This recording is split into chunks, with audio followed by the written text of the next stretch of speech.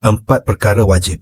Korang tahu sebelum nak bina kolam, ramai orang ingat bila ada ruang je, terus boleh bina kolam. Tapi sebenarnya belum tentu sesuai. Lokasi kena betul. Tanah mesti rata, tak terlalu dekat dengan pokok besar dan penting untuk ada akses jentera. Bagi kerja korek dan pembinaan. Kalau korang tak rancang awal, boleh ganggu struktur rumah atau kawasan sekeliling. Selain tu, pemilihan struktur kolam pun main peranan besar. Nak kolam tahan lama atau cepat rosak, tu semua bergantung pada jenis bahan yang korang gunakan. Dekat Lazik Pool, kami gunakan konkrit grade 35 waterproof. Konkrit jenis ni tahan tekanan tinggi, kalis air dan jauh lebih lasak berbanding dengan konkrit biasa. Tak perlu risau bocor lepas 8-10 tahun.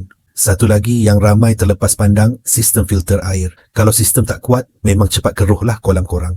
Boleh jadi tempat pembiakan nyamuk. Sebab tu kolam korang kena ada filter, pump, saliran dan wiring yang betul. Air kolam bukan sekadar nak nampak cantik je, tapi kena bersih dan selamat untuk mandi. Akhir sekali, bajet. Ramai antara kita ni fokus pada kos binaan, tapi lupa kos penyelenggaraan bulanan pun penting. Selain tu, perlu tahu juga tentang permit, jaminan dan sama ada kontraktor uruskan semuanya dari A sampai Z. Dekat Lazik Pool, semua tu kami dah sediakan. Dari site visit, 3D design sampailah ke finishing porcelain. Lengkap, komplit. Bila semua lengkap, kolam siap, hati pun tenang. So, kalau korang berminat nak buat swimming pool kat rumah, homestay atau hotel, boleh klik link dekat bio ataupun WhatsApp terus nombor kami.